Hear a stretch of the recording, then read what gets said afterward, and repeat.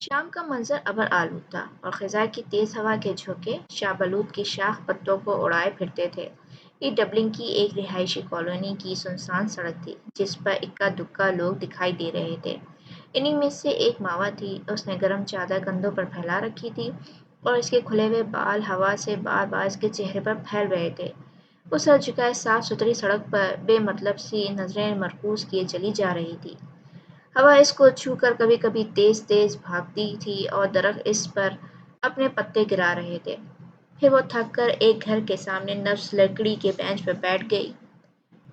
सामने वाली लेन में एक घर के बाहर छोटी सी बच्ची खेल रही थी। मावा बेसब्र इसे देखने लगी। इसका जहन हर सोच से आरी था। मम्मा कोई आहिस्तगी से आकर इसके साथ बैठ गया था। मामा ने गर्दन मोड़ कर देखा। वो शहरोज था और गर्म कोट के कॉलर्स में गर्दन धंसाए खामोश बैठा था। मामा ने एक बार फिर बच्ची को देखना शुरू कर दिया। किस दिन की रवानगी है? इन दोनों के दरमियान हायल खामोशी को शहरोज ने तोड़ने में पहल की थी। 5 रोज बाद। कितने बजे की फ्लाइट? शहरोज ने अगला सवाल किया। शाम 7 बजे की, मावा ने जवाब दिया। बेहतर था तुम ना जाती। समीना फूफो की हालत तुम्हारे बगैर मजीद बिगड़ सकती है। मुझे इनकी फिक्र है, लेकिन मेरा पाकिस्तान जाना भी ज़रूरी है। वहाँ ऐसे कुछ मामलात हैं जिन्हें मैं अधूरा छोड़ कर आई थी। इन्हें मुकम्मल करना ज़रूरी ना होता तो अभी बिल्कुल ना जाती, मावा ने जवाब दिया। तुम वहाँ जलाल के लिए जा रही हो ना? शहरोज ने जैसे इसका इम्तिहान लिया था। हाँ, मावा ने एक भी पल ज़ाया किए बिना कहा था। शहरोज के दिल में चुभन सी हुई। क्या था जो वो इनकार कर देती?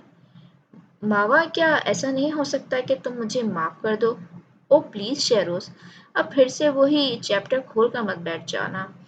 मावा ने बेजारी से कहा था। मैं तुम्हें कितनी बार कह चुकी हूँ कि मैं तुमसे खफा नहीं हूँ। कोई शिकायत भी नहीं है मुझे तुमसे। फिर माफ आखिर किस सिलसिले में करूँ? मावा, वो लड़की मेरी गर्लफ्रेंड थी। उसने शरारतन कह दिया कि वो मेरी बीवी है और मैं तुम्हारी आवाज़ सुनकर कंफ्यूज हो गया था। फौरी तौर पर मुझे यही समझ आया कि मुझे इस लड़की को अपनी बीवी मान लेना चाहिए। एक गैर लड़की को ला कर अपने साथ रखना मायूब बात है, तो मैंने इसे अपनी बीवी कह दिया। बिलीव मी मावा, मैं तुम्हें हर्ट करना नहीं चाहता था। काश तुमने उस लड़की से निकाह ही कर लिया होता। गुनाह तो ना करते, मामा ने पहली बार रुखाई से कहा था। बहरहाल ये तुम्हारा ज़ाती मामला है, खुदा के साथ खुद ही निपटाना। मैं कौन होती हूँ कुछ कहने वाली? मैं जानता हूँ तुम ऐसा सिर्फ उस जलाल के लिए कह रही हो जो किसी तरह से भी तुम्हारे काबिल नहीं है। पप्पो ने मुझे बताया था वो किस कदर अहमक है। तुम्हें कोई हक नहीं है कि मेरे शोहर के बारे में इस तरह के अल्फाज इस्तेमाल करो, मामा ने तेज तेज लहजे में कहा था। वो जैसा भी है कम से कम बदकिरदार नहीं है। किसी को धोखा नहीं दिया उसने।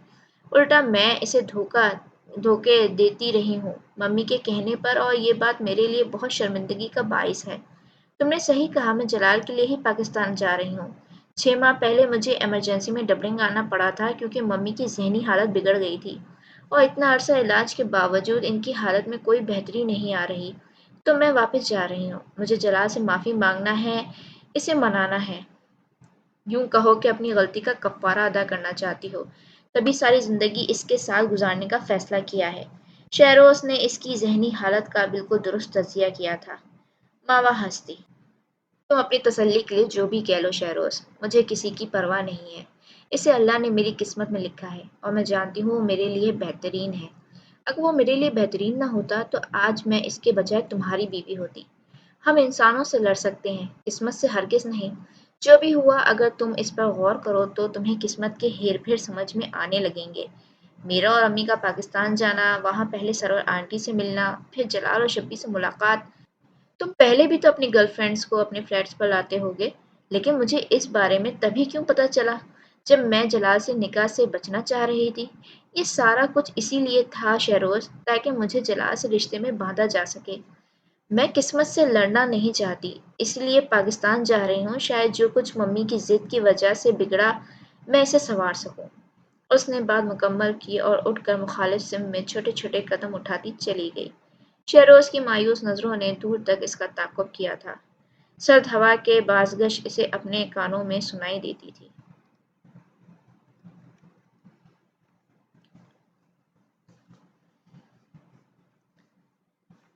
مستقیم بھٹی اور جلا آگے پیچھے ہاسپٹل کے اس کمرے سے نکلے تھے جس میں شبی کو رکھا گیا تھا۔ کچھ دیر تک وہ دونوں کمرے کے سامنے لگی جالی سے نیچے ہاسپٹل کے لان میں دیکھتے رہے۔ ان کے درمیان محسوس کن خاموشی پھیلی تھی۔ پھر اس خاموشی کو جلال نے توڑنے کی ہمت کی۔ ڈاکٹرز کیا کہتے ہیں بڑے ابا؟ مستقیم بھٹی کے کندھے جھکے ہوئے تھے۔ اس سوال پر وہ مزید مزمل دکھائی دینے لگے۔ ڈاکٹرز کے پاس بھی کوئی تسلی بخش جواب نہیں۔ وہ کہتے ہیں دعا کرو اور بس۔ بات کے اختتام تک وہ رونے لگے تھے۔ جلال کو ان پر ترس آیا۔ مت روئیں بڑے ابا، اللہ ضرور شبی کو صحت یاب کر دے گا۔ مایوسی تو کفر ہے اور آپ اس طرح رو کر مایوسی کا اظہار کر رہے ہیں۔ اس نے پیار سے انہیں ساتھ لگاتے ہوئے کہا تھا۔ مستقیم بھٹی کو اس کی تسلی کے باوجود خود کو سنبھالنے میں کچھ وقت لگا۔ تنوی کیسی ہے؟ اس بار جلال نے قدرے مایوسی سے لیکن اس بات میں سر ہلا دیا تھا۔ اس کی حالت میں کافی بہتری آئی ہے، لیکن اب بھی جب اکثر سٹریس کا شکار ہو جاتی ہے تو اوٹ پٹانگ بولنے لگتی ہے۔ یہ کیا ہو گیا ہم سب کے ساتھ؟ چند سال بلکہ چند مہینے پہلے تک بھی کسی نے نہ سوچا تھا کہ ہم سب اس طرح کے کرائسس سے گزریں گے۔ مستقیم بھٹی کہہ رہے تھے۔ جلال کا دل اور بھی بوجھل ہو گیا۔ بات تو سچ ہی تھی۔ ان 6 مہینوں میں جیسے ان کے خاندان کا شیزہ ہی بکھر گیا تھا۔ سب جیسے اپنی اپنی بقا کی جنگ لڑنے میں مصروف ہو گئے تھے۔ بڑے ابا، آج ایک جگہ انٹرویو دینے جانا ہے، دعا کیجیے گا۔ انٹرویو؟ پہلی والی جاب کا کیا بنا؟ وہاں کا سیلری پیکیج کچھ خاص نہیں ہے۔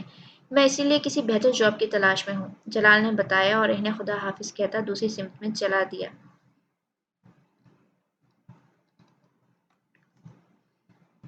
وہ اپنے ڈاکیومنٹس کے لیے حویلی آیا تھا اور حالیہ کے اصرار پر رات بھر ٹھہرنے کے لیے تیار ہو گیا تھا۔ اماں تو اپنے کمرے سے نکلتی ہی نہیں ہے، بہت ضرورت ہوئی تو گھنٹی بجا کر کسی ملازمہ کو بلا لیتی ہیں۔ ہم میں سے کسی کو بھی اندر جانے کی اجازت نہیں ہے۔ سلمیٰ بتا رہی تھی ان کی طبیعت آج کل ٹھیک نہیں رہتی۔ حالیہ نے بتایا تھا۔ آپ نے ان کے کمرے میں جا کر دیکھنا تو تھا۔ ہمیں تو اندر جانے کی اجازت ہی نہیں ہے۔ گھر کا کوئی فرد اندر چلا بھی جائے تو چیخنے چلانے لگتی ہیں، جو چیز ہاتھ میں آئے اٹھا کر مار دیتی ہیں۔ ہاں وہ بہت ضدی ہیں، انہی کی ضد تو ہم سب بھگت رہے ہیں۔ شبی اور تنوی کیسے ہیں؟ جلال انہیں ان دونوں کے متعلق بتا کر اپنے کمرے میں جانے لگا تو عالیہ نے ماوا کے متعلق پوچھ لیا۔ مجھے نیند آ رہی ہے اماں، اور ابھی کام بھی کرنا ہے، اس نے نظریں چراتے ہوئے کہا اور وہاں سے چلا گیا۔ عالیہ کو تعصب نے گھیر لیا۔ کیا حال ہو گیا تھا ان کے بیٹے کا؟ جلال الدین نے فائل بند کر کے میز پر کھسکا دی اور دائیں ہاتھ سے آنکھیں مسلتا ٹانگیں پھیلا کر نیم دراز ہو گیا۔ آج کا سارا ہی دن بے حد تھکا دینے والا تھا۔ نئی نئی ملازمت، کم تنخواہ، لیکن ترقی کی لالچ نے دن رات کوہو کے بیل کی طرح جتے رہنے پر مجبور کر دیا تھا۔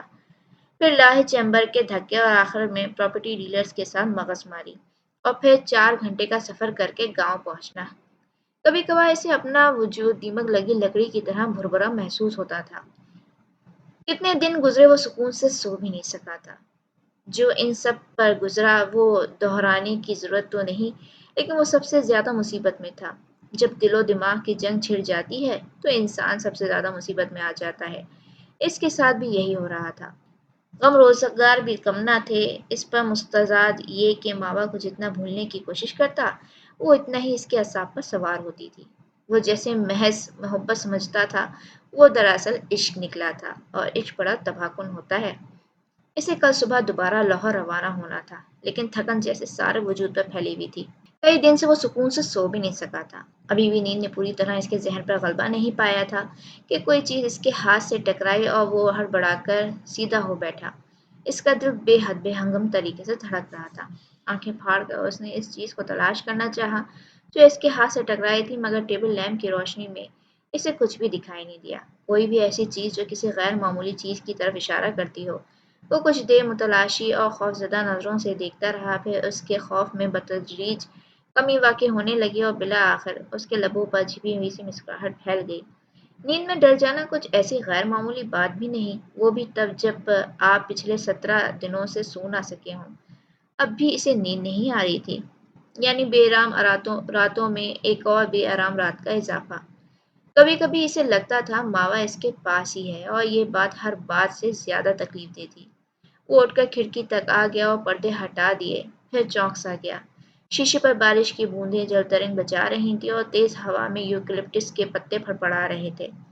उस खिड़की से हवेली का बाग साफ दिखाई देता था, जो इस वक्त गुप्त अंधेरे में डूबा हुआ था। बड़े फाटक के लैंप पोस्ट रोशन थे और जिनकी रोशनी बारिश की बूंदों के साथ घुल मिल कर ड्राइवे के कुछ हिस्से को रोशन कर रही थी। जलालुद्दीन को ख्याल आया, अगर ये सफेदे के दरख्तों में घिरी हुई इमारत को बिल्कुल सामने खड़े होकर देखा जाए तो ये इमारत अपने पहले तासुर में बिल्कुल आसिफ ज़दा लगेगी, बिल्कुल चुपचाप, पुरसुकून मगर पुरहैबत। इससे एक और ख्याल भी आया कि इस हवेली में बसने वाले भी तो नॉर्मल नहीं हैं, सबके सब अजीब गरीब रवैयों के मालिक। इसे याद आया, मावा भी यही कहती थी कि ये हवेली नहीं, भूत बंगला है या पागल खाना। कोई भी यहाँ नॉर्मल नहीं लगता मुझे। याद आई तो लबों पर मुस्कुराहट भी आ गई, लेकिन उसने अपना ध्यान बटा लिया। अब सो जाना चाहिए। उसने आंखों पर हाथ रख लिया। कमरे में नाइट बल्ब रोशन था, सो वो भी गुल हुआ, मगर दिल रोशन था यादों से, बातों से। क्या खूब होता अगर मैं मोहब्बत ना करता, लिहाजा ये सारा फसाद इसी मोहब्बत का फैलाया हुआ है। आज परसमुद्दा ख्यालात की रात थी, सो एक और बेकार ख्याल चुपके से चला आया। दिल को रात भर फरागत ही फरागत थी। उसने फौरन दिल को डपटा, गधे, मोहब्बत की नहीं जाती, हो जाती है। आहा, अफसरदगी भी बदमज़गी छा गई। बड़ी पुरानी बात है, दुनिया कहाँ से कहाँ पहुँच गई। देखिए, मेरे तो अभी भी 4 ही खाने हैं और मैं तुम्हारे बाएं जानिब रहता हूँ। दिल ने इठला कर इत्तला दी, मैं तुमसे बातों में कभी नहीं जीत सकता। मेरे मामलात में दखल अंदाजी तर्क कर दो, जीत तुम्हारा मुकद्दर होगी। हाँ, एक ही बार तुम्हारी बात मानी थी, आज तक भुगत रहा हूँ। बहस और टूल पकड़ती, लेकिन उसी वक्त इसके मोबाइल की बीप बजने लगी। मोबाइल साइड टेबल पर रखा था। जलाल ने झपट कर फोन उठा लिया और नंबर देखे बिना कान से लगा लिया। क्या आप जलालुद्दीन साहब बात कर रहे हैं? अजनबी मर्दाना आवाज थी। जलाल चौंका। जी हाँ। देखिए, मैं इंस्पेक्टर खुर्शीद नवाज बात कर रहा हूँ। जन्नत बीबी से आपका क्या ताल्लुक है? इंस्पेक्टर की आवाज बेहद करख्त थी। जलालुद्दीन की छठी हिस्स ने कोई सिग्नल दिया था। जी वो मेरी, इंस्पेक्टर ने बदतहजीबी से इसकी बात काट दी थी। वो आपकी कोई भी हो, हमने सिर्फ ये बताना था कि जन्नत बीवी हमारी हिरासत में है। थोड़ी देर पहले हमने इसे फतेह शेर कॉलोनी से इसके शोहर के कत्ल के इल्ज़ाम में गिरफ्तार कर लिया है। हमें खबर मिली थी कि आप जन्नत बीबी के रिश्तेदार हैं। मेहरबानी फरमा कर आप थाने तशरीफ ले आएं ताकि कुछ ज़रूरी नौयत की कार्रवाई पूरी की जा सके। ऐलान ख़त्म, फ़ोन बंद। जलाल का दिमाग माउफ हो रहा था, गोया ये थी वो इत्तला जिसने कबल अज़ वक्त अंदेशे ने इसे सोने नहीं दिया। उसने उठने की कोशिश की मगर अपनी जगह से हिल भी ना सका। सदमे ने इसकी हिम्मत छीन ली थी। फिर वो उठा और ड्रेसिंग में घुस गया।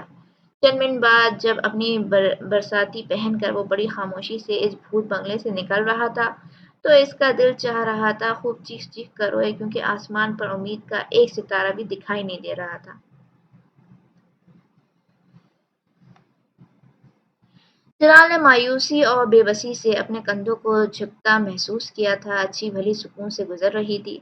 क्या पता था कभी ऐसी सूरत हाल का सामना भी करना पड़ सकता है। एक तो रात गए मिलने वाली बुरी खबर ने यूं भी इसे जहनी तौर पर नातवा कर छोड़ा था। दूसरे मकामी पुलिस स्टेशन के अमले का रवैया इंतहाई हौसला शिकन था। खुदा जाने वो क्यों भूल गया कि वो मुलाजिम के रिश्तेदार के हैसियत से यहाँ आ रहा है। ज़हनी तौर पर तैयार होकर आता तो यकीनन इतनी फत का सामना कोफ्त का सामना ना करना पड़ता। देखिए मोहतरम, बड़ी मिन्नतों के बाद उसकी बात सुन लेने पर राजी हुए एसएचओ ने अपने स्टाफ मेंबर्स की तरफ बदतहजीबी का मुजाहरा करते हुए इसकी बात काट दी थी। हमें इससे कोई गर्ज नहीं है कि आपका मुलजिमा से क्या रिश्ता है। आप इसके भाई हैं, बाप हैं या शोहर हैं, इससे फ़र्क नहीं पड़ता। हम अहम बात यह है कि जन्नत बीबी ने अपने शोहर को कत्ल किया है और आपने मुलजिमा को छुपाकर इस जुर्म में इसका साथ दिया है। इस हिसाब से तो आपको भी इस वक्त सलाखों के पीछे होना चाहिए था। शुक्र करें कि हमने आपको कुर्सी पर बिठाया हुआ है। आप किसे कह सकते हैं मैंने जन्नत को छुपा रखा था? जलाल ने झुंझला कर कहा था। आपका मुलाजिम गवाह है। एसएचओ मुस्कुराया। जलाल के दिलो दिमाग में गुस्से की शदीद लहर उठी थी, मगर इससे पहले वो कुछ बोलता इसके वकील ने संजीदगी से कहा था, आप मेरे क्लाइंट पे बेबुनियाद इल्जामात लगा रहे हैं। फिर उसने एक फाइल एसएचओ के सामने रख दी। ये जन्नत की रिपोर्ट्स हैं जिनसे ये साबित होता है कि जन्नत شیزوفرینک دوہری شخصیت ہے اور آج سے نہیں بلکہ پچھلے 4 سالوں سے تیرے علاج ہیں۔ وہ جو بھی بولتی ہیں یا کرتی ہیں اس کی صداقت کو جانچنے کے لیے اس کی بیماری کو مد نظر رکھا جانا ضروری ہے۔ وکیل صاحب تحمل سے وضاحت کر رہے تھے۔ ایس ایچ او نے چونک کر فائل پکڑ لی، کچھ صفحات پلٹے، پھر باری باری ان دونوں کو دیکھا۔ یعنی لڑکی پاگل ہے۔ جلال نے شدید کرب سے آنکھیں بھیج لیں۔ کوئی عام انسان جو اس بیماری سے واقف نہیں ہے اس کے لیے شیزوفرینک پاگل ہی ہوتا ہے، لیکن دراصل یہ ایک نفسیاتی بیماری ہے جس کے علامات ہر انسان میں الگ ہوتے ہیں، جیسے جنت۔ اسے 4 سال پہلے یہ لگنا شروع ہوا تھا کہ اس نے اپنے شوہر کو قتل کیا ہے جبکہ وہ تو شادی شدہ ہی نہیں ہے۔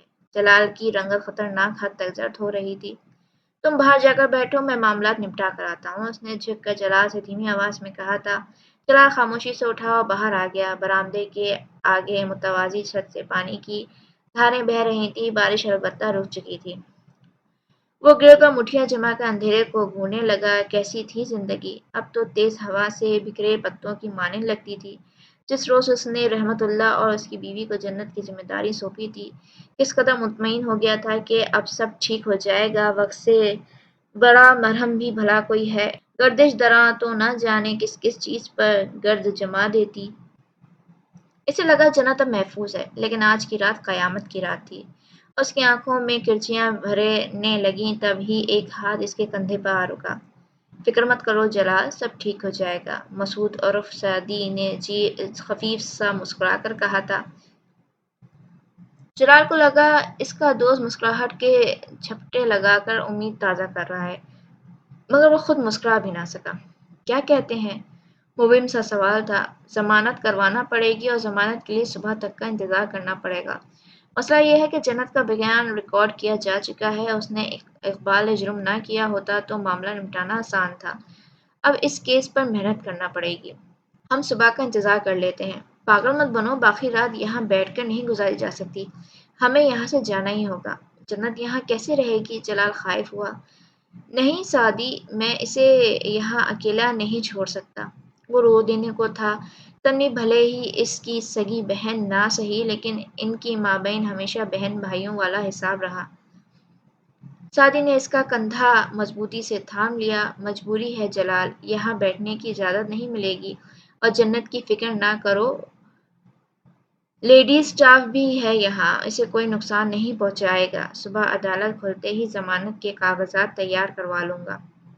جلال اسی طرح کھڑا رہا، پھر اس نے دل پر پتھر رکھتے ہوئے کہا، کیا میں اسے مل سکتا ہوں؟ میں پہلے ہی پوچھ چکا ہوں، مگر ایس ایچ او بڑا خراٹ ہے، پرمیشن نہیں دے رہا۔ اس کے لیے بھی صبح تک انتظار کرنا پڑے گا۔ مسعود! بے بسی نے جیسے اسے پاگل ہی کر دیا تھا۔ سعدی نے ترہم سے اسے دیکھا۔ میں نے پہلے ہی کہا تھا، یوں چھپا کر رکھنا زیادہ بڑا رسک ہوگا۔ تمہیں اسے پہلے ہی فاؤنٹین ہاؤس بھجوا دینا چاہیے تھا۔ سعدی کی آواز دھیمی تھی۔ جنت پاگل نہیں ہے سعدی، وہ صرف صدمے کے زیر اثر ہے۔ جو ہی شبی کو ہوش آئے گا اور تنوی اسے دیکھے گی، وہ ٹھیک ہو جائے گی۔ اب تک تو وہ یہی سمجھ رہی ہے کہ اس نے شبی کو قتل کر دیا ہے۔ اور اگر شبی ہوش میں نہ آیا تو؟ سعدی نے کہا تھا۔ جلال چپ رہ گیا۔ یہ وہ ناپسندیدہ پہلو تھا جو اس نے تو کیا کسی نے بھی نہیں سوچا تھا۔ ایسا مت کہو۔ اچھا آؤ گھر چلتے ہیں۔ ایک لمبی چوڑی بحث کے بعد مسعود عرف سعدی نے کہا تھا۔ جلال نے اس بار اس کی بات مان لی تھی، لیکن اس کی آنکھیں جل رہی تھیں اور اس نے بنا کچھ کہے گاڑی بڑھا دی تھی اور بے مقصد بارش سے بھیگی سڑکوں پر دوڑاتا رہا۔ اسے بار بار رحمت اللہ کا ملتجی لہجہ یاد آ رہا تھا۔ میری زنانی کی غلطی ہے صاحب، بچوں کی لڑائی میں خود کو کود پڑی، پڑوسیوں نے غصے میں آ کر پولیس کو اطلاع دے دی کہ فلیٹ نمبر 12 میں کوئی عورت چیختی رہتی ہے۔ پولیس آئی تو بی بی صاحب نے انہیں سب سچ بتا دیا۔ معاف کر دو صاحب، ہم سے آپ کا نقصان ہوا، مگر آپ تو مائی باپ ہو، آپ نے ہی سر سے ہاتھ اٹھا لیا تو کسی عورت کو گھر میں چھپا کر رکھنے کے الزام میں ہم غریب دھر لیے جائیں گے۔ وہ روتا جاتا اور کہتا جاتا۔ جلال نے زور زور سے آنکھیں جھپک کر آنسوؤں کو دھکیلنا چاہا، مگر سینے میں کرب کی جکڑ چلنے لگے تھے، حلق میں سسکیاں اور دھم مچا رہی تھیں، آنکھوں میں کرچیوں کی چبھن بڑھنے لگی تھی۔ شبی اور تنوی دونوں ہی اسے بہت عزیز تھے۔ خدا نخواستہ شبی کو کچھ ہو جاتا تو تنوی کا بچنا مشکل تھا۔ وہ بھی اس صورت میں جبکہ وہ اقبال جرم کر چکی تھی۔ کچھ مہینے بیشتر جب شبی کو گولی لگی تو ان سب کے منع کرنے کے باوجود جنرل بیگم نے پولیس کو اطلاع دے دی تھی۔ اس وقت سے اب تک وہ سب تنوی کو چھپاتے پھر رہے تھے کیونکہ اس کی ذہنی حالت ایسی تھی کہ وہ ہر ایک کے سامنے اپنے جرم کا اعتراف کرنے میں بیٹھ جاتی تھی۔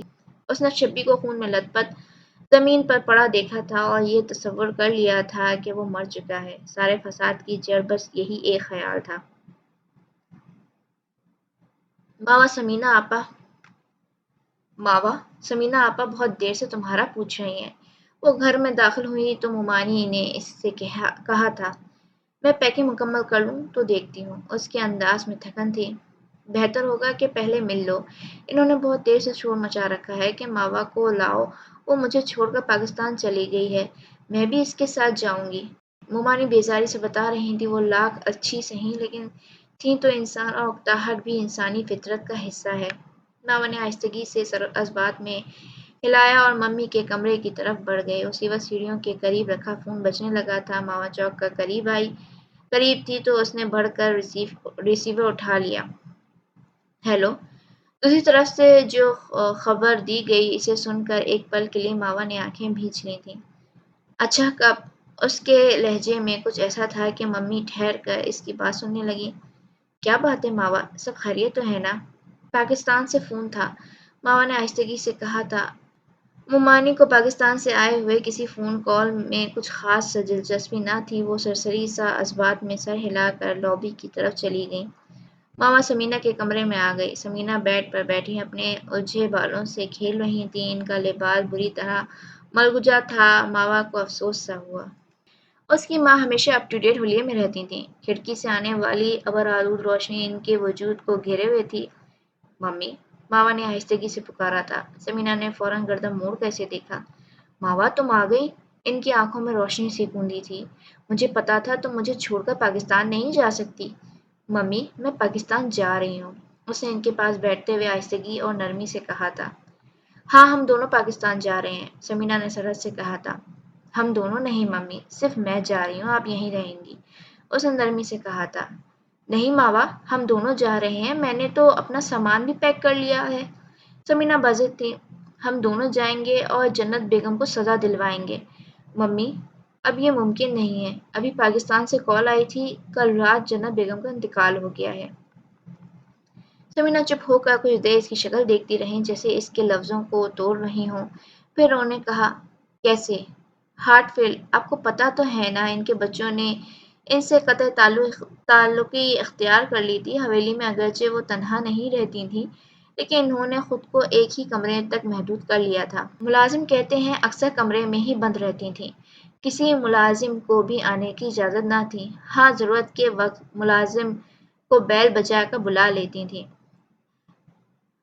2 روز تک کسی کو نہیں بلایا تو ملازمین نے اندر جا کر دیکھا وہ زندہ نہیں رہی تھیں بلکہ ڈاکٹرز کا کہنا ہے وہ 2 روز پہلے ہی فوت ہو چکی تھیں۔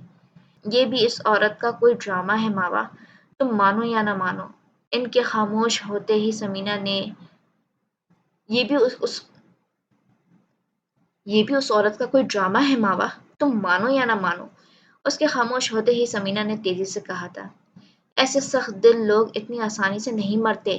تم نے دیکھا نہیں جنت بیگم کی عمر کتنی لمبی ہے، کئی سالوں سے لگاتار جیے چلی جا رہی ہیں۔ ماوا ان کی طرف دیکھ کر رہ گئی۔ تم میری بات مانو، وہ ابھی بھی زندہ ہے، اس نے خود اپنی موت کا جھوٹ بولا ہے تاکہ سزا سے بچ سکے۔ میں سچ کہہ رہی ہوں، وہ عورت بہت چالاک ہے، تم اس کی چالاکیاں نہیں سمجھ سکتی، میں اسے اچھی طرح جانتی ہوں۔ سمینا کا اصرار تھا کہ ختم ہونے کا نام ہی نہیں لیتا تھا۔ ماوا نے گہری سانس بھر کر تعصب سے ماں کو دیکھا۔ ایک نہ ایک دن انسان نے مر ہی جانا ہوتا ہے، دوسروں کی زندگیوں کے فیصلے کرتے ہوئے پتہ نہیں وہ یہ بات سوچتا کیوں نہیں ہے۔ کاش جنت بیگم نے کبھی تو سوچا ہوتا کہ کتنی زندگیاں اس کے بظاہر چھوٹی چھوٹی لیکن بدنواں صفا کیوں کی نظر ہوئی تھیں۔ اگر وہ ایسا سوچتی تو بہت بڑے بڑے نقصان ہونے سے بچائے جا سکتے تھے۔ اور خود ماوا کی بھی وہ کتنی بڑی مجرم بن گئی تھی۔ اس کے باپ نے جنت بیگم کی وجہ سے خودکشی کی تھی اور اس کی ماں جنت بیگم کی وجہ سے اپنا ذہنی توازن کھو بیٹھی تھی۔ نقصان بڑا تھا اور افسوس کی بات یہ کہ اس نقصان کا ازالہ بھی ممکن نہ رہا تھا۔ ماما خاموشی سے اٹھ کر کمرے سے باہر نکل گئی، اس کے سوا کر بھی کیا سکتی تھی؟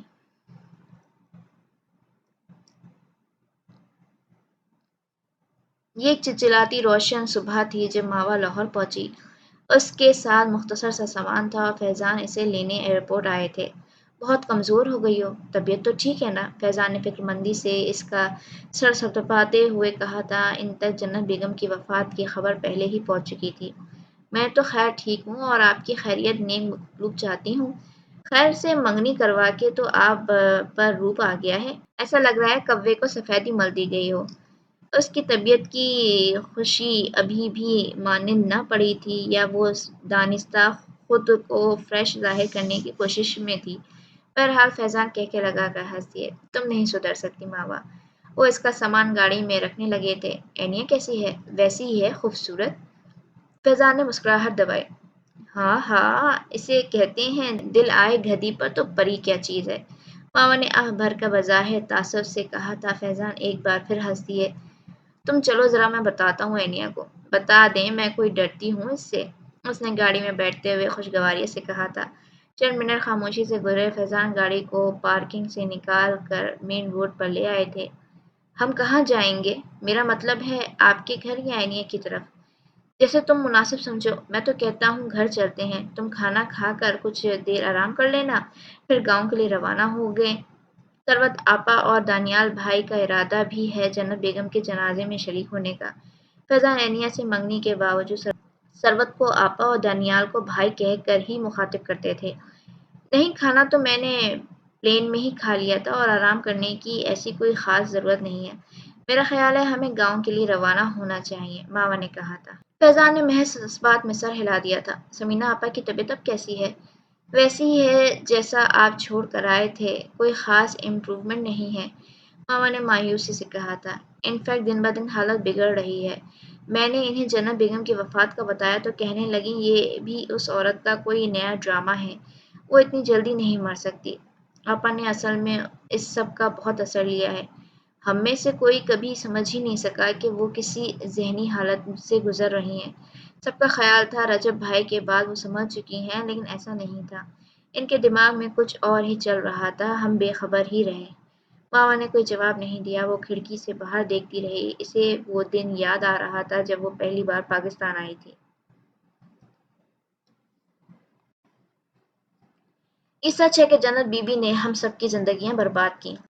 ثروت نے بسکٹ کی پلیٹ اٹھا کر ماوا کے سامنے رکھتے ہوئے کہا تھا۔ وہ دونوں لان میں بیٹھی تھیں، دھوپ ڈھل چکی تھی اور اچھی خاصی خنکی محسوس ہوتی تھی۔ فیضان کو کچھ کام تھا، وہ اسے وہاں چھوڑ کر کچھ دیر کے لیے کہیں باہر گئے تھے۔ شبی کی طبیعت اب کیسی ہے؟ ماما نے دانستہ موضوع تبدیل کرتے ہوئے پوچھا تھا۔ وہ اس موضوع سے حتی المقدور دامن بچانا چاہتی تھی اور یہ بھی جاننا چاہتی تھی کہ ایسا ہرگز ممکن نہ ہوگا۔ اس کے سوال کے جواب میں ثروت کے چہرے پر افسردہ متاسف سی مسکراہٹ پھیل گئی تھی۔ کوئی خاص امپروومنٹ نہیں ہے اور ڈاکٹرز کوئی بہت حوصلہ افزا جواب بھی نہیں دیتے۔ کبھی کبھی مجھے ایسا لگتا ہے اتنے سالوں کے بعد جو مجھے اپنے بیٹے کو واپس حاصل کرنے کی امید بندھی تھی تو میں اسے بھی کھو دوں گی۔ ان کی آنکھوں میں آنسو چمک رہے تھے۔ ماما اپنے مگ سے اٹھتی بھاپ کو دیکھ رہی تھی، اس کا بوجھل دل اور بھی بوجھل ہو گیا۔ آپ اتنا مایوس نہ ہوں، اللہ آپ کی بیٹی کو تندرست کر دے گا۔ اس نے گہری سانس کو اپنے اندر اتارتے ہوئے کہا تھا۔ اس کے مگ میں ایک آخری گھونٹ باقی تھا اور ماوا سوچ رہی تھی اسے اب مگ واپس رکھ دینا چاہیے۔ میں کیسے مایوس نہ ہوں؟ جنت بیگم نے بہت برا کیا ہم سب کے ساتھ۔ ثروت یکدم رونے لگی تھیں۔ وہ انسانیت سے عاری انسان تھیں۔ جلال نے مجھے بتایا ہے کہ اس نے نہ صرف دانیال کے کان بھرے رکھے تھے بلکہ شبی کو بھی مجھ سے منفر کرنے کے لیے ایسی ایسی باتیں کی، اس کے ذہن میں ڈال رکھی تھیں کہ میں سوچتی ہوں تو مجھے خود سے شرمندگی آنے لگتی ہے۔ وہ میرے سامنے زندہ ہو کر آئیں تو میں اس عورت کو بتاؤں میں اس سے کتنی نفرت کرتی ہوں۔ گو کہ یہ بات آپ کو عجیب لگے گی، لیکن اچھا ہوگا کہ آپ ان کی ساری زیادتیوں کو بھولنے کی کوشش کریں۔ یہ خود آپ کے حق میں بہت بہتر ثابت ہوگا۔ کیا یہ ممکن ہے؟ ثروت نے کہا تھا۔ ناممکن تو دنیا میں کچھ بھی نہیں ہے، ماوا نے کہا۔ آپ یہ سوچ کر مایوس نہ ہو کہ کائنات میں جنت بیگم سے بڑی بھی ایک ذات ہے جو ہم سب کے حساب لینے پر قادر ہے۔ ماوا نے یکدم ان کی بات کاٹ کر کہا تھا۔ بے شک جنت بیگم نے شبی کو آپ سے متنفر کرنے کی ہر ممکن کوشش کی، لیکن صرف اللہ تھا جس نے شبی کو آپ سے نفرت کرنے نہیں دیا۔ کیا جلال نے آپ کو یہ نہیں بتایا کہ ہر طرح کی لا تعلقی برتنے کے باوجود وہ آپ سے لا تعلق نہیں رہتا تھا؟ اسے آپ کی فکر رہتی تھی، نہ صرف آپ کی بلکہ اسے آپ کی پوری فیملی کی فکر رہتی تھی۔ ولید کو ہاسپٹل لے کر جانا اس بات کی سب سے بڑی نشانی ہے، اور ایک مرتبہ تو اس نے جلال کے ایک دوست کو اینیا کو ڈھونڈنے پر بری طرح پیٹ ڈالا تھا۔ ہاں یہ بھی جلال نے مجھے بتایا تھا۔ ثروت نے ہاتھ میں پکڑے مگ کو دیکھتے ہوئے اور دوسری ہاتھ سے اپنے آنسو پوچھتے ہوئے کہا تھا۔ تو یہ سب کس کی مہربانی سے تھا؟ اللہ کی مہربانی سے نا؟ ماوا نے اگلا سوال داغا۔ ثروت نے قدرے ناسمجھی سے اسے دیکھا، پھر ناسمجھی سے اس بات میں ہلا دیا۔ تو جو اللہ آپ پر اتنی مہربانی کرتا رہا ہے، کیا اس کے لیے آپ جنت بیگم کو معاف نہیں کر سکتی؟ یہ معافی زیادہ بڑا لفظ ہے، کیا آپ بھولنے کی کوشش نہیں کر سکتی؟ ماوا نے تحمل سے کہا تھا۔ ثروت کے لیے اس کی بات حیران کن تھی۔ ان کا چہرہ تاثرات کو چھپا نہیں سکا۔ اس اللہ سے آپ کو یہ امید رکھنا چاہیے کہ وہ آپ کے بیٹے کو تندرست ضرور کر دے گا۔ ماوا کہہ رہی تھی، میں اسے معاف کروں؟ اس عورت نے میری پوری زندگی برباد کر دی، ثروت نے کہا تھا۔ اور دوسروں کو کسی کو معاف کر دینے کی تلقین کر دینا بہت آسان ہوتا ہے۔ کیا تم اسے معاف کر سکتی ہو، جبکہ تمہارے باپ نے اس کی وجہ سے خودکشی کر لی تھی؟ تمہاری ماں اسی عورت کی وجہ سے اس حال کو پہنچی کہ اب اسے ذہنی طور پر صحت یاب کرنا مشکل ہو رہا ہے۔ ثروت نے جیسے اس پر چوٹ کی تھی۔ ماما کے چہرے پر مسکراہٹ آ گئی۔ میں نے انہیں معاف نہیں کیا، لیکن میں ان کی زیادتیاں بھولنے کی کوشش ضرور کر رہی ہوں۔ بھولتے بھولتے ایک دن میں انہیں معاف بھی کر دوں گی، وہ بھی صرف اس لیے کیونکہ یہ اللہ کے نزدیک پسندیدہ عمل ہے، اور اسی لیے تو آپ کے سامنے بیٹھی ان کی وکالت کر رہی ہوں۔ عجیب بات ہے، یا تو تمہارا دل بہت بڑا ہے یا پھر تمہیں اپنے ماں باپ کی کوئی پرواہ ہی نہیں ہے۔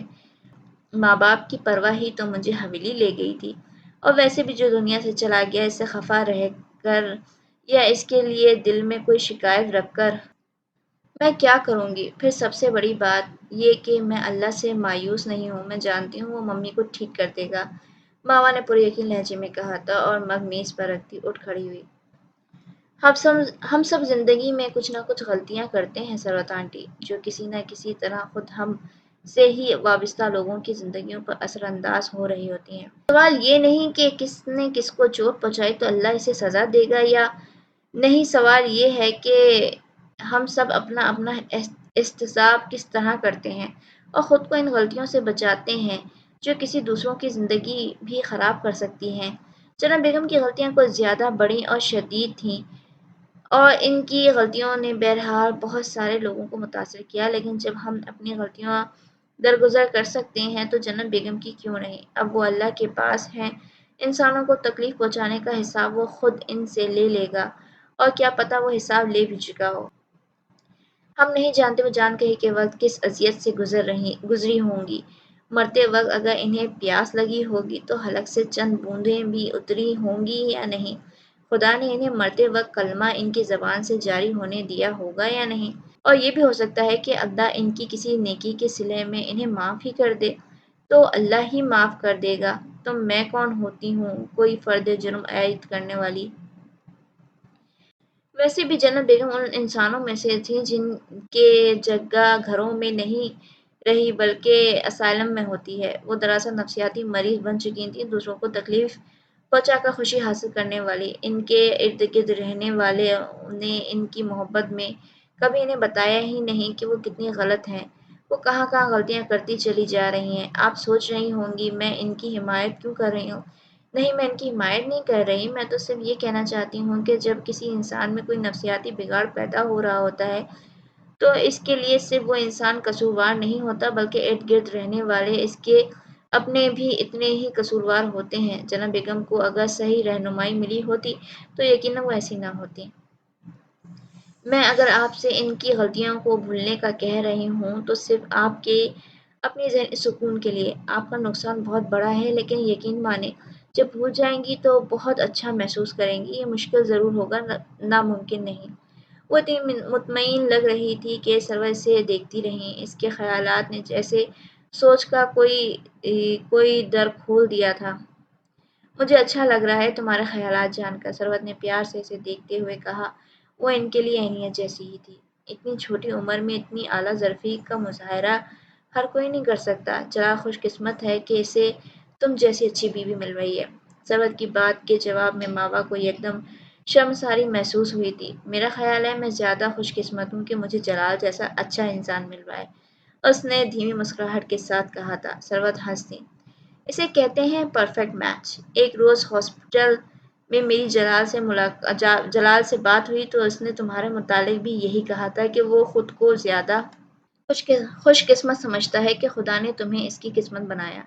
ماما کے لیے یہ ایک خوشگوار احساس تھا کہ جلال نے ناراضگی کے باوجود اس کا ان الفاظ میں ذکر کیا۔ وہ بھرپور طریقے سے مسکرا دیے۔ چلو شکر، کہیں نہ کہیں تو گنجائش کا احساس ہوا۔ میں ذرا اینیا کے پاس بیٹھتی ہوں۔ اعلیٰ ظرفی بھی کیسی بڑی نعمت ہے خدا کی۔ سروت نے گرم چادر کو اپنے گرد اچھی طرح لپیٹتے ہوئے ماوا کو بے حد مطمئن انداز میں اندر کی طرف جاتا دیکھ کر رشک سے سوچا تھا۔ خنک شام رات کے پردے میں مدغم ہونے لگی تھی اور آسمان پر تھکے ہارے پرندے اڑان بھر رہے تھے۔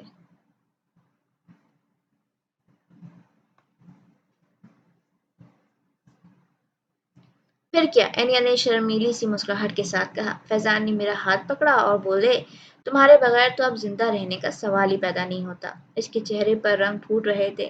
ماما نے دلچسپی سے اسے دیکھا اور محض چڑھانے کو بولی، جھوٹ، سراسر جھوٹ، میں مان ہی نہیں سکتی فیضان ماما نے ایسا کہا ہو۔ کہاں ان جیسا خوش مزاج بورنگ آدمی اور کہاں اتنی رومانٹک بات۔ ارے تمہیں کیا پتا اپنے ماما کا؟ دراصل ہیں کچھ اور نظر آتے ہیں کچھ، اینیا نے خود اپنی ہی بات کا مزہ لیتے ہوئے کہا تھا۔ ماما مسکراتی رہی۔ اینیا کی دائمی خوشی کے لیے اس کے دل سے دعائیں نکل رہی تھیں۔ میں ٹھیک سے وضاحت نہیں کر سکتی ماما کہ میں کتنی خوش ہوں۔ جو چاہتی تھی زندگی میں مل رہا ہے۔ ممی ڈیڈی کے ایشوز ریزالو ہو گئے، ولید ٹھیک ہو گیا اور فیضان کی محبت مجھے مل رہی ہے۔ اب تو کبھی کبھی خوف آنے لگتا ہے کہ کہیں یہ سب کوئی خواب تو نہیں۔ اللہ نہ کرے کہ یہ خواب ہو۔ خدا تمہیں اتنی خوشیاں دے کہ تم بھول ہی جاؤ غم کیا ہوتا ہے، ماما نے کہا تھا۔ کیسی بڑی اماؤں کی طرح دعائیں دے رہی ہو۔ اینیا شرارت سے ہنسی۔ خوشی تو جیسے اس کے سارے وجود سے پھوٹ رہی تھی۔ اور تم خود کیسے چھپی رستم نکلی؟ ہوا تک نہیں لگنے دی کہ جلال بھائی کے ساتھ کیا معاملہ چل رہا ہے؟ بتاؤ۔ انڈرسٹینڈنگ ڈیولپ ہوئی، نکاح تک ہو گیا اور ہمیں کانوں کان خبر تک نہ ہو سکی۔ بھائی واہ! ماما کے پاس اس سوال کے جواب میں ایک مسکراہٹ کے سوا کچھ بھی نہ تھا۔ اب خالی خولی مسکرانے سے بات نہیں بنے گی، مجھے اول سے آخر ساری بات بتاؤ۔ کوئی بات ہے ہی نہیں، کیا بتاؤں؟ ماما نے سستی سے نیم دراز ہوتے ہوئے کہا تھا، گویا بات رفع دفع کی تھی۔ ارے بھائی کچھ تو ہوگا بتانے والا، کوئی خوبصورت سی فیلنگ، کوئی ڈھکی چھپی ملاقات۔ اینیا نے آنکھیں مٹکا کر کہا تھا۔ ماما خوب ہنسی، پھر کپڑے جھاڑتی اٹھ کھڑی ہوئی۔ ارے جا کہاں رہی ہو؟ میری بات کا جواب تو دینا ہی پڑے گا۔ کوئی بات ہی نہیں ہے اینیا، تو کیا جواب دوں؟ اس نے سرسری انداز میں کہا تھا۔ یہ کیسے ممکن ہے؟ آخر کچھ نہ کچھ تو ایسا ہوگا جو معاملہ نکاح تک پہنچا۔ اینیا کو جیسے اس کی بات کا یقین ہی نہیں آ رہا تھا۔ کاش واقعی کچھ ایسا ہوتا، ماما نے سوچا۔ اس کے دل پر بوجھ سا آن رکا تھا۔ چلو باہر چلتے ہیں، گاؤں جانے کے لیے گاڑیاں تیار ہو گئی ہوں گی، وہ کہتے ہوئے باہر نکل گئی تھی۔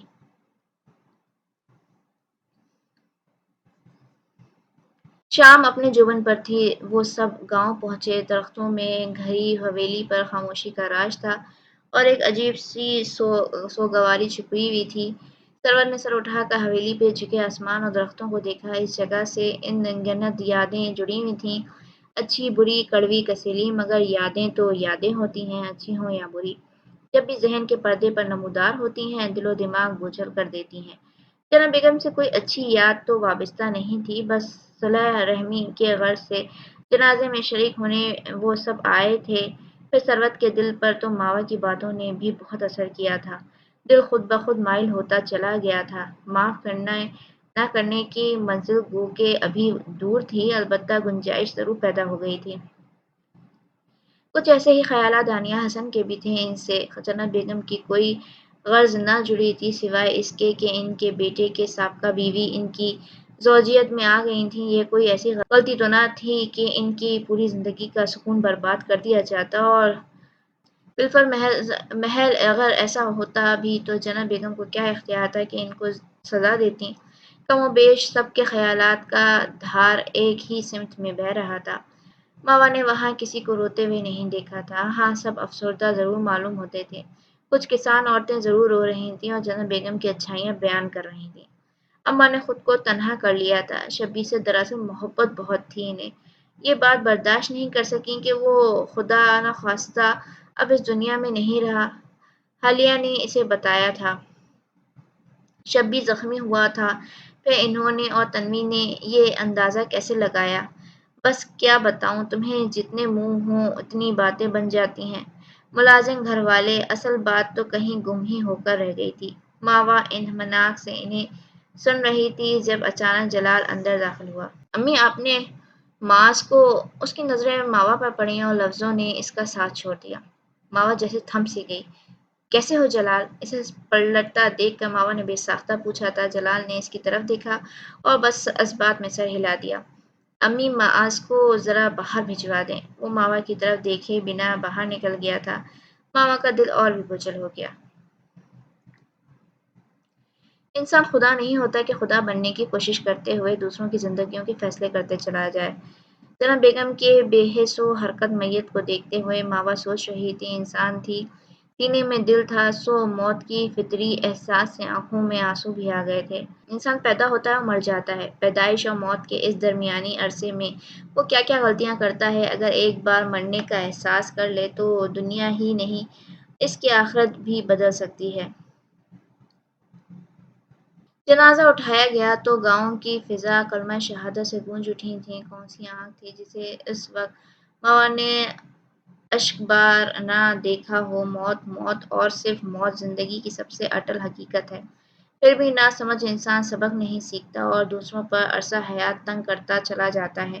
جیسے جنت بیگم نے پوری 3 نسلوں کے سکون کو اپنی خود پسندی کی بھینٹ چڑھا دیا تھا۔ ایک دن مر تو سب نے ہی جانا ہوتا ہے۔ جنت بیگم کی طرح اس کا باپ انہیں میری جنت کہہ کر پکارتا ہو اور فرشتوں سے زیادہ راست گو گردانے، یا رجب کی طرح باپ کے گھر سے چوری کے الزام میں نکال دیا گیا ہو۔ آپ جن لوگوں کو اپنے پیچھے چھوڑ کر جا رہی ہیں، ان کے کندھوں پر آپ کی زیادتیوں کا بہت بوجھ ہے۔ جب تک یہ بوجھ کم نہیں ہوگا، ان کے دل سے آپ کے لیے دعا نہیں نکلے گی، اور جب تک وہ دعا نہیں دیں گے، اللہ آپ کے حساب کتاب کا بوجھ ہلکا نہیں کرے گا۔ میں کوشش کروں گی آپ سے خفا لوگوں کو آپ کے لیے راضی کر سکوں۔ مجھے یقین ہے اسی نیکی کے بدلے اللہ میری ممی کو بھی ٹھیک کر دے گا اور مجھے جلال سے بھی معافی دلا دے گا۔ ماوا دل ہی دل میں جنت بیگم سے مخاطب تھی۔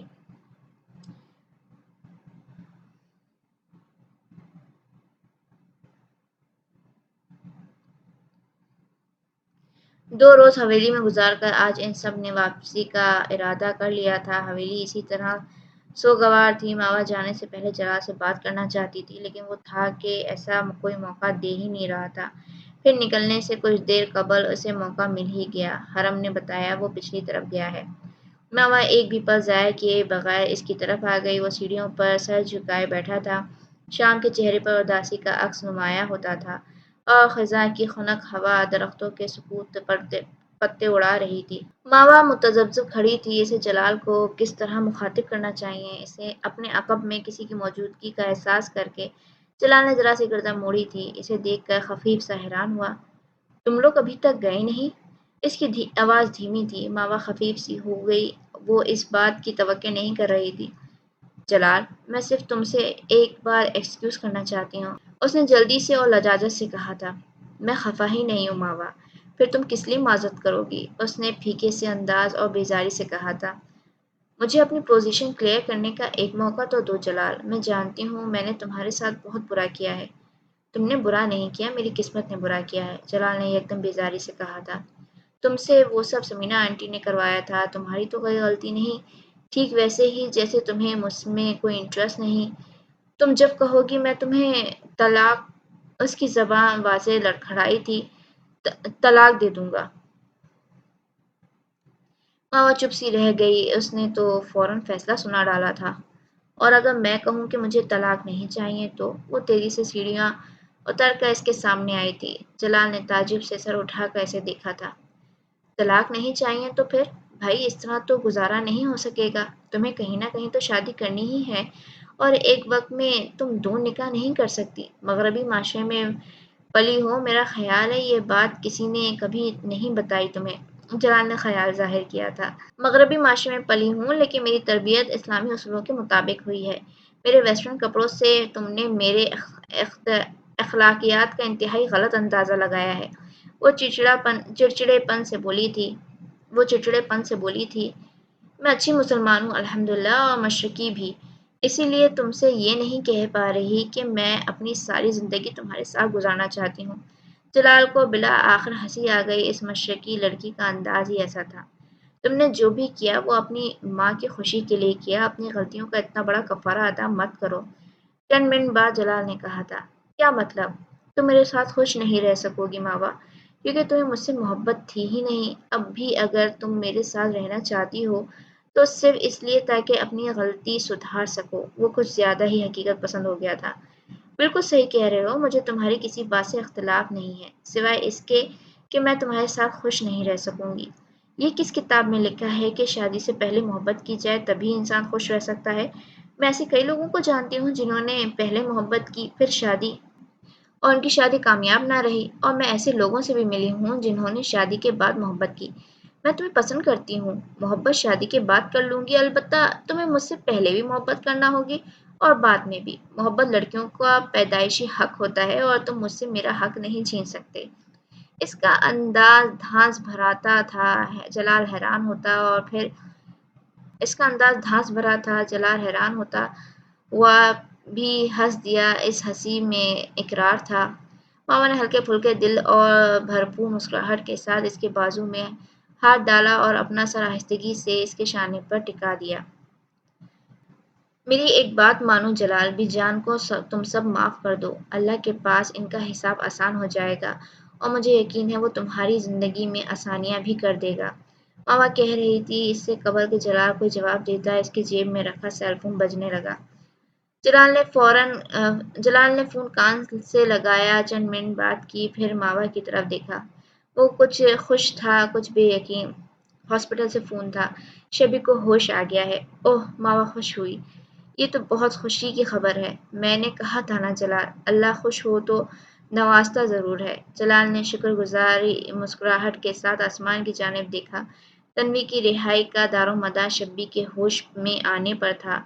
वो मुतमईन था कि अब सब ठीक हो जाएगा। उसने मावा का अपने बाजू पर रखा हाथ थपथपाया और अपना सर इसके सर से लगा दिया। ढलती हुई शाम का सितारा आसमान के किनारे रोशन हो चुका था। ये शाम का सितारा नहीं, उम्मीद का सितारा था और इन दोनों को देखकर मुस्कुरा रहा था। खत्म शुद। उम्मीद करती हूँ आपको ये हमारा नॉवल बहुत पसंद आया होगा। हमारे चैनल को सब्सक्राइब नहीं किया है तो जल्दी से प्लीज़ सब्सक्राइब कर लीजिए। अगली बार नए नॉवल के साथ हाजिर होंगे, तब तक के लिए अल्लाह हाफ़िज़। शुक्रिया।